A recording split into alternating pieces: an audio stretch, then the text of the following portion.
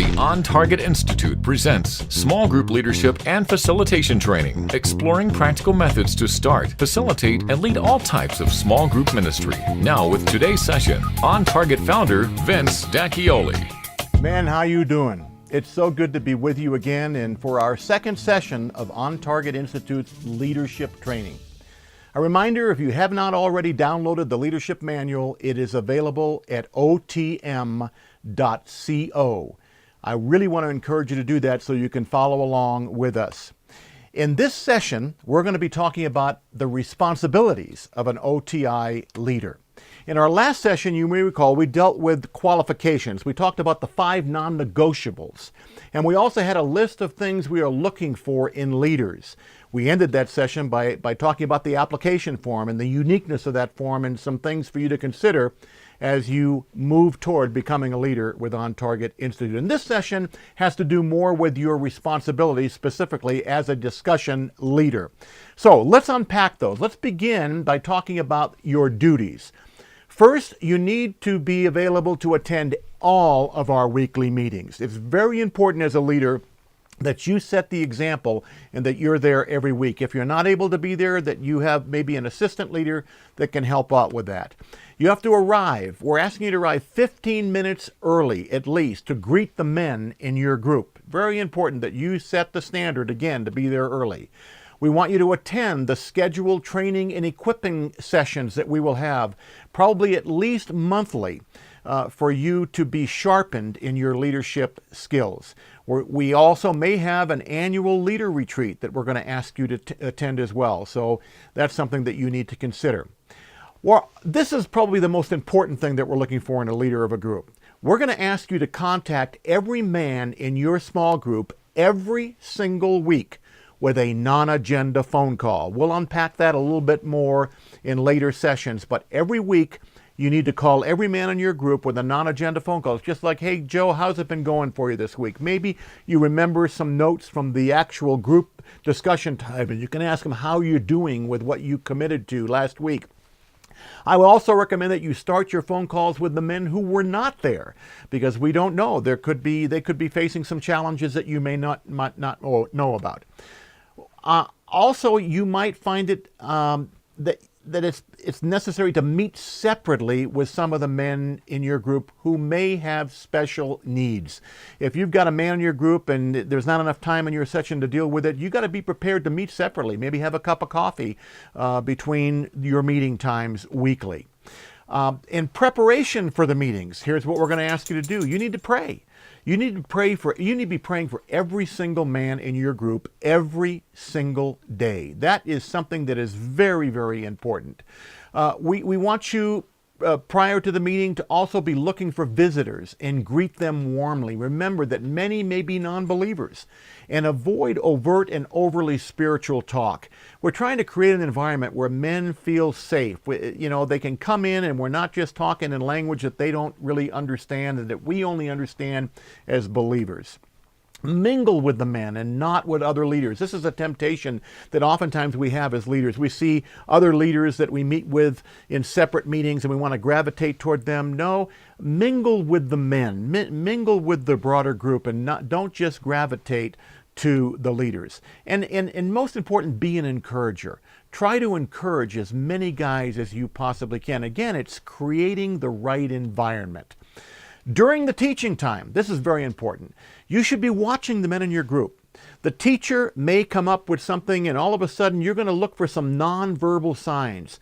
Maybe the teacher talks about an area of having to do with forgiveness, and you notice that one or more of the men in your group kind of cringe a little bit, and that tells you that maybe they're dealing with some things that you need to know about later and ask specifically, hey, I noticed that you kind of reacted to something that the teacher said. Tell us a little bit more about that. Because again, oftentimes it suggests a particular point of need or struggle that you may not know about. So watch for those nonverbal signs. During the discussion time, Ask the men to openly address the discussion questions. Be careful not to drift off of those discussion questions if at all possible. Ask them specifically to address the questions. Ask if there are any personal illustrations or stories that they can relate to the rest of the group, having to do with what it is that you're talking about in the group. Try to get every man involved. Later in the series, we're going to do some actual role playing and talk about the dynamics of a group and how to deal with different kinds of counterproductive roles that you'll find in group dynamics. But try to get every man involved. Draw them in. Watch for those who may want to talk too long and remind the group to be sensitive to the time that you have. Watch for anyone who may be hurting.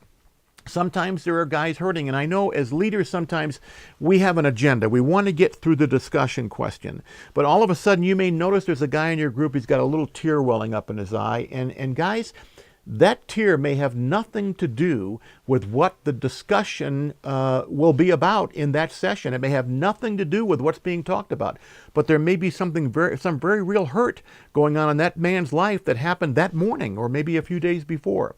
You have to be willing as a leader sometimes to move off of the agenda to deal with something very serious, or you may be in a position where you could suggest to that man, you know what, I want to know more about that. After the meeting, let's spend some time together and deal with it then. But please don't let anyone out of that environment who is hurting without dealing with it.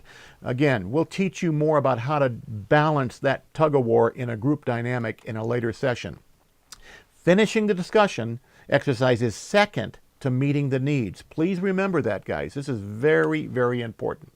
Also, allow enough time to pray for specific needs. Always allow enough time. When you see that the time for discussion is winding down, maybe it's a 5-minute window or even longer, allow enough time to pray with and for each other before you dismiss your group.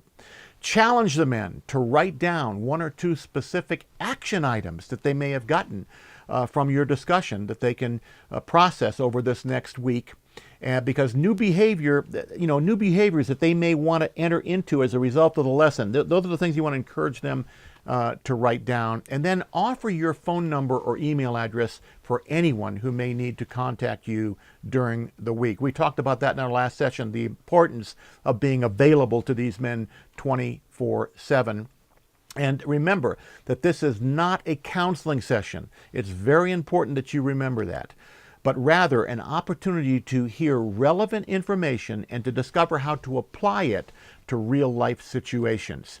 Let them know how much you love and appreciate them, always, as many times as you can during that discussion time. And the general kinds of ideas are, remember that your goal is growing disciples. You want to have the kind of environment where men are actually going to grow and blossom. Be on the alert for men who may have matured and are ready to assist or host their own table. Again, this gets into training leaders behind you that can come and either take your place if you're not there on a given week, or be ready if the group is beginning to grow beyond 6 or 8 guys, be ready to maybe to start another table. So be on the alert for those men. That's part of your responsibility, is to grow leaders. Look for powerful testimonies that might be appropriate for the whole group to hear. You might have a man share something in your group and you might think to yourself, you know what? The leader of On Target Institute needs to hear this, because maybe it's something that the entire group really needs to drill down on. So be on the lookout for that. Now, let me finish this session by talking about a special admonition that we find in 1 Timothy. 1 Timothy 3, 1-10. Let me read it to you. It says, "Here is a trustworthy saying. If anyone sets his heart on being an overseer, he desires a noble task. Now, the overseer must be above reproach, the husband of but one wife, temperate, self-controlled, respectable, hospitable, able to teach, not given to drunkenness, not violent, but gentle, not quarrelsome, not a lover of money. He must manage his own family well and see that his children obey him with proper respect. If anyone does not know how to manage his own family, how can he take care of God's church or God's flock? He must not be a recent convert, or he may become conceited and fall under the same judgment. as the devil. He must also have a good reputation with outsiders, and so that he will not fall into disgrace and into the devil's trap. Deacons, likewise, are to be men worthy of respect, sincere, not indulging in much wine, and not pursuing dishonest gain. They must keep hold of the deep truths of the faith with a clear conscience, and they must first be tested, and then if there is nothing against them, let them serve as deacons. I share that with you guys because I think it's a text that we should go to often as a reminder of what God is calling us who are in leadership to be. We need to model it. It's been said that you can teach what you know, but listen, guys, you reproduce who you are. And that's what men are going to be looking at. Now, in our next session, we'll be dealing with OTI's on-target facilitation model, a powerful session dealing with 4 areas of tension that exist in a group that as a leader, we're going to help equip you to be able to manage. I'll just give an example. There's the group tension between the practical and the spiritual or the prayer emphasis. There are some groups that all they want to do is pray, and believe me, prayer is important. And there are some groups that resist prayer, and all they want to do is be practical and come up with solutions and kind of fix it formulas. And that's not good either. There's a tension that exists there, and as a leader, you've got to be able to balance those tensions in a group. We'll also give you a tool that'll help you weekly, if you want to use it, determine on a scale of 1 to 10 perhaps how you did in that group discussion, and you can actually hold the members of your group accountable by using that tool. So I look forward to unpacking that in our next session. Until then, may God richly bless you, men.